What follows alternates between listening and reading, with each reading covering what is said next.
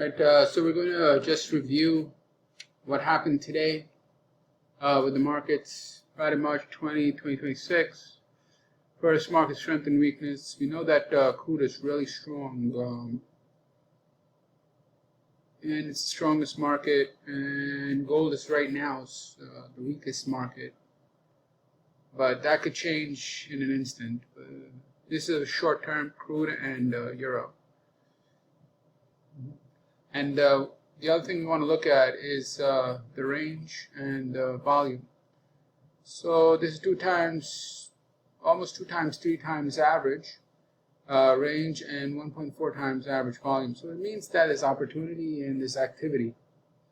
All right. Same in euro. We have range and we have volume. It's a lot of volume. 2.3 times average. So that is really important. ES also has decent range and volume, and something's going on in copper because range is expanded and volume is expanding, and gold just has a lot of volumes, double the average. All right, so these values you want to look at while you're also ascertaining the relative strength and weakness, just the strength and the weakness, because markets that are active and they're moving, they have strong hands, or basically the CM is active in them, and you have campaigns intraday. But you have to find markets that are moving first. So for example, crude, there's a lot of activity. Alright, so let's take a look at the ES now. Mondays are pretty active days. Mondays and Fridays seems to be quite active. And these are recent history. I'm not looking at, long term. I'm just looking at recent history. So we see that Monday and Friday, and today we saw that Friday really woke up. Right? And in general, we have bearish, except for Monday. Monday is pretty bullish, at least in the morning. But the rest of the days, you see the red is bigger than the green, red is bigger than the green, red is bigger than the green. So for example, Friday has been bearish last 4 weeks in a row, and predominantly is bearish, 70% of the time, and Thursday is bearish also, 70-80% of the time. You can see the stats, where they have down days versus up days. All right.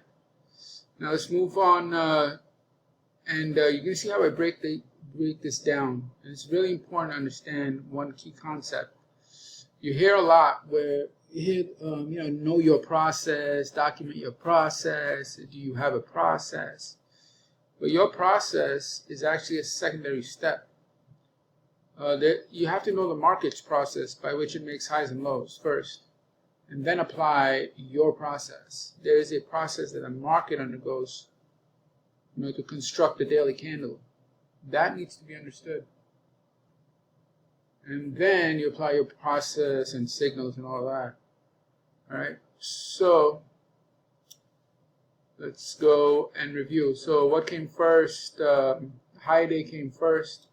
Usually, there's times when you have the lower day comes first, but high day comes first. Here, it came at around 8:45 a.m. And the wick formation didn't really happen because it just retested the high. It didn't exceed it. So it's like a retest in 15 minutes, but did not even go above it by 1 tick. So high day was made at 8:45 a.m., after which markdown ensued for 5 hours and 48 minutes. 5 hours and 48 minutes. All right. And typical markdown is about 4 hours plus. You have a number of days that have that. And in that, you had a supply rally right here, which ended at 9:12 a.m. So you had this rally that, it ended at 9:12 a.m. and it rallied for 27 minutes. 27 minutes. I'm judging this because I'm judging this by time right now.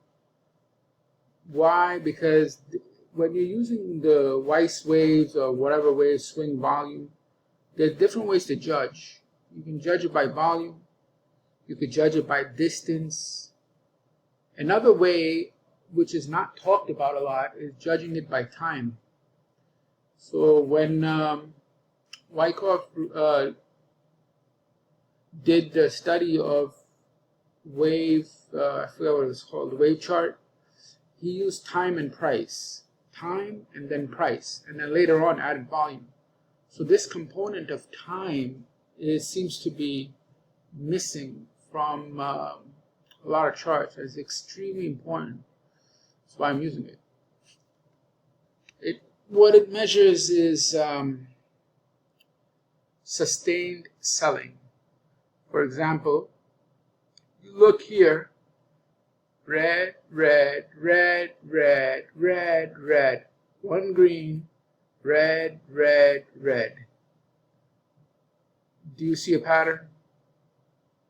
This is sustained selling, meaning it's overwhelmingly red, red, red, red, red, red, with maybe one green. So it means that buyers have no ability to rally, and sellers are in control. That's what it means. So it's game over at this point. You just look for a pullback. Why? Because red, red, red, red, red, one green, red, red, red. If you only have one green pullbacks, there's no buying strength. All right. So rally for 27 minutes at 9:12. After which it had a multi-leg pullback, right? And that pullback ended at 10:21 right here in this last leg up. So 10:21 the pullback ended, and it was actually 1, 2, 3, 4 pullbacks. Four corrective waves till the final pullback. That's pretty extreme. Usually you don't get that many waves. For the pullback is done in 1 to 2. But here, this today just took a lot longer. And the retracement was 52%. So this leg, you've heard of the halfway back, is 52%. Right? After that, you just wait, eventually just ding-donging back and forth here. And it basically goes to the 2.26 target. So 2.26 target is all the way down here, right? Which means it's a double plus, so it's 2.26 extension. We went to the 2.26 extension, and that means that the money from the pullback down to the 2.26 extension is about $4,700 per contract. All right, you need to know this, and you also need to know, how long it took. So, for example, the pullback happened at 10:21 a.m. Right? So it took its sweet time to pull back.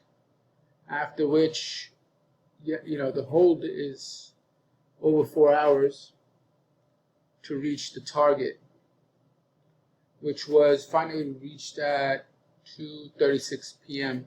made lower day. So from this study, what do we gain? We gained that in the morning there was heavy selling pressure with no buying activity, which made us want to short.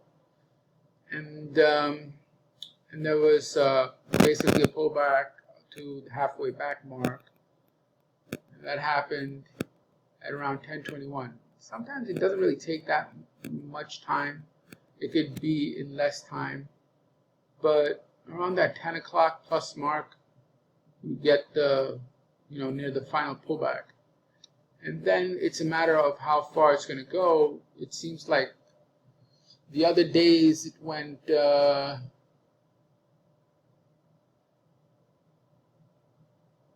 it can go, it really depends, right? How far the extension is, because if there's strong levels here, it's going to bounce.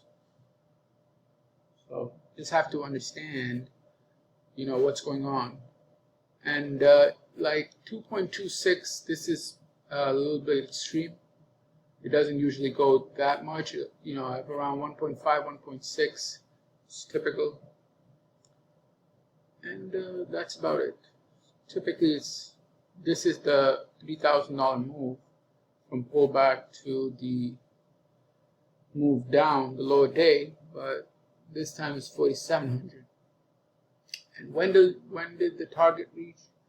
Later in the day, around 2:36, but typically it's after 1:30, like 1:40. Sometimes a little later, sometimes a little earlier, but you know, it takes time. It takes like 4 hours plus to complete the move. All right, moving on. What else do we notice? We're going to be using the INVIX, right, to help verify the moves. And the